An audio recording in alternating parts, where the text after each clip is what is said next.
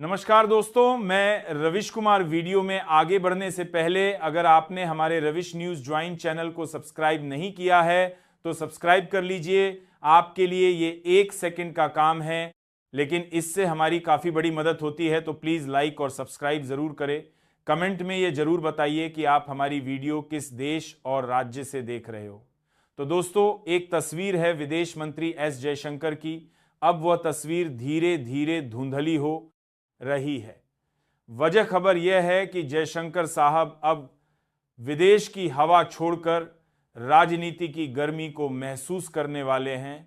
मोदी जी की मोहर लग चुकी है, इस्तीफा तय है और हाँ, नया नाम आ चुका है, और ऐसा नाम कि सोशल मीडिया से लेकर साउथ ब्लॉक तक तहलका मचा है। दोस्तों, क्या है पूरा मामला, आइए इस वीडियो में जानने की पूरी कोशिश करेंगे। लेकिन वीडियो में आगे बढ़ने से पहले वीडियो को एक लाइक जरूर से कर दीजिएगा। लेकिन सवाल यह है कि एसर जयशंकर की छुट्टी क्यों हो रही है? क्योंकि जनाब, ये मोदी सरकार है, यहां इस्तीफे नहीं होते, बलि दी जाती है। रेल हादसे हो, महाकुंभ की अव्यवस्था हो, देश की विदेश नीति फेल हो जाए, कोई इस्तीफा नहीं देता, ना कोई जिम्मेदार होता है, ना कोई जवाबदेह है, क्योंकि सरकार कहती है हमसे बेहतर कौन, योगी आदित्यनाथ महाकुंभ पर नहीं हटते, रेल मंत्री ट्रेनों पर नहीं हटते, लेकिन जयशंकर उन्हें हटाया जा रहा है। क्यों? क्योंकि विदेश नीति की असफलता मोदी जी की छवि पर सीधा वार कर रही है, और यह सरकार कुछ भी सह सकती है। छवि पर आंच नहीं तो क्या किया जाए, बलि का बकरा लाओ, और इस बार वह बकरा है एस जयशंकर। उन्हें हटा दिया जाएगा ताकि कहा जा सके मत देखिए हमने जवाबदेही तय की, जबकि हकीकत यह है कि विदेश नीति के मोर्चे पर हम सालों पीछे चले गए। ना चीन की घुसपैठ रोक पाए, ना पाकिस्तान से रिश्ते सुधारे, ना पश्चिम को साध पाए, और अब तो बांग्लादेश अब आंख दिखा रहा है जयशंकर जी। तो बस शांति से बयान देने वाले विदेश मंत्री रह गए थे, और अब जब वक्त आया है किसी को जिम्मेदार ठहराने का, तो वही सबसे आसान नाम बन गए हैं।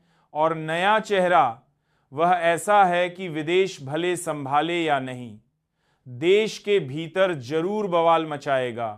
कौन है वह, नाम बताएंगे। लेकिन पहले यह समझिए कि राजनीति में जिम्मेदारी नहीं सिर्फ ब्रांडिंग होती है। तो क्या विदेश नीति की असफलता के लिए सिर्फ जयशंकर जिम्मेदार हैं? नहीं जनाब, यहां खेल थोड़ा और गहरा है। अगर विदेश नीति फेल हुई है, अगर 57 इस्लामिक देशों ने भारत को घेर लिया है, अगर बांग्लादेश चीन और पाकिस्तान के साथ फोटो खिंचवा रहा है, अगर अमेरिका के सामने हम कंठ साध लेते हैं, अगर ईरान पर हम चुप रहते हैं, तो क्या इसका जिम्मेदार सिर्फ जयशंकर है? नहीं, बिल्कुल नहीं। इसका जिम्मेदार वही है जो इस देश का हर फैसला लेता है, खुद प्रधानमंत्री नरेंद्र मोदी। क्योंकि ये हर कोई जानता है, ये हर कोई मानता है कि मोदी सरकार में मंत्रालय सिर्फ नाम के हैं, फैसले सिर्फ पीएमओ से होते हैं। रेल हो या तेल विदेश हो या रक्षा, सब कुछ तय होता है एक ही दफ्तर में, और एक ही कुर्सी से। हाँ, एक दो अपवाद हैं, जैसे नितिन गडकरी, वह कुछ हद तक खुद फैसले लेते हैं, बाकी तो बस ब्रीफिंग में हाथ जोड़ते हुए हम माननीय प्रधानमंत्री जी के मार्गदर्शन में काम कर रहे हैं, दोहराते हैं। तो ऐसे में जब वर्ल्ड पॉलिटिक्स में मोदी जी की इमेज धूल फांक रही है, जब उनकी वर्ल्ड लीडर वाली ब्रांडिंग में दरारें आ रही हैं, तो भले सिर्फ जयशंकर की क्यों नहीं माना जा रहा कि यह नाकामी मोदी सरकार की सामूहिक विफलता है, और विशेष रूप से खुद मोदी जी की भी।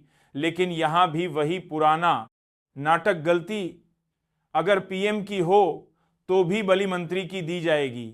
आप कहेंगे अरे भाई, विदेश मंत्री फेल हुआ है तो हटाया गया, इसमें बलि का बकरा क्यों?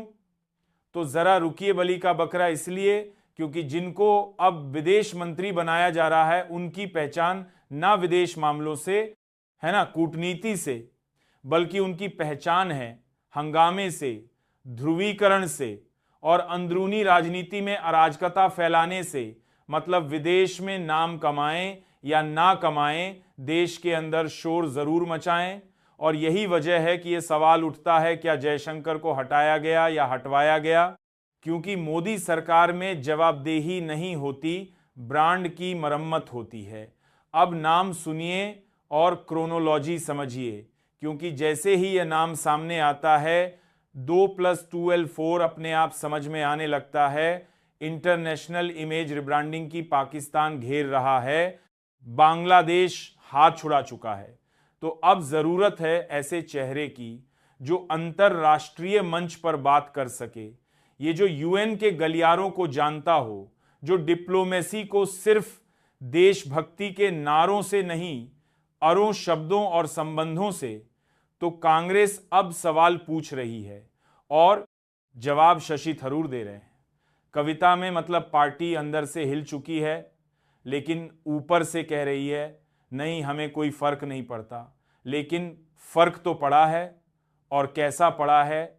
शशि थरूर और मोदी जी की बंद कमरे की मीटिंग होती है, पूरे 1 घंटे की, और जैसे ही खबर बाहर आती है कांग्रेस का तापमान बढ़ जाता है। मल्लिकार्जुन खड़गे गुस्से में ट्वीट कर देते हैं, मैं अंग्रेजी नहीं पढ़ सकता, लेकिन थरूर की भाषा बहुत अच्छी है, मतलब साफ है, हमने तुम्हें सिर पर बैठाया और तुम चले मोदी की गोद में। एलओपी राहुल गांधी से लेकर सुप्रिया श्रीनेत और पवन खेड़ा तक हर कोई संकेतों में आग उगल रहा है।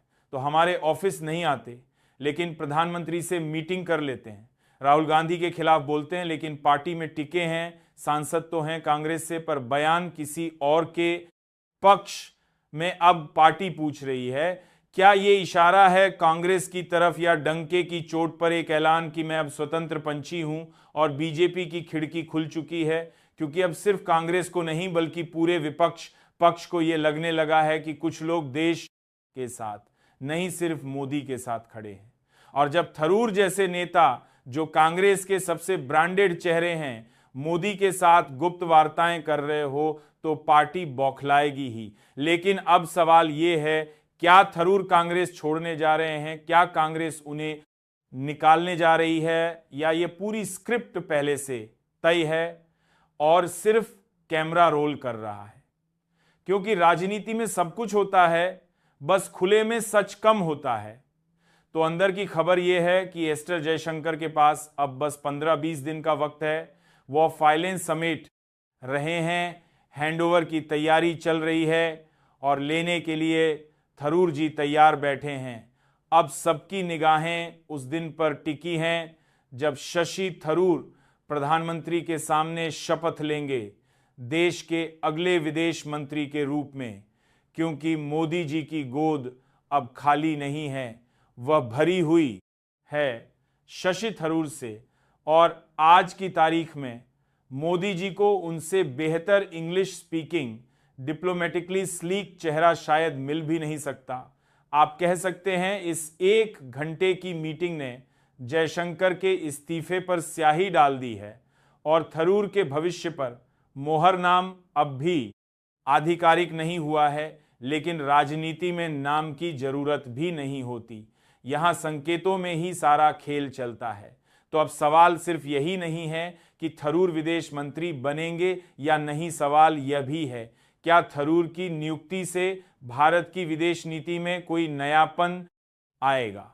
क्या जयशंकर को हटाना सरकार की ईमानदार जवाबदेही है या सिर्फ ब्रांड की मरम्मत, और क्या थरूर के आने से विदेश में तो फायदा होगा लेकिन देश के भीतर कोई नया विवाद खड़ा नहीं होगा। इन सवालों पर आपकी राय बेहद जरूरी है। आपको क्या लगता है, क्या शशि थरूर विदेश मंत्री के लिए सही विकल्प हैं? क्या जयशंकर को इस्तीफा देना चाहिए?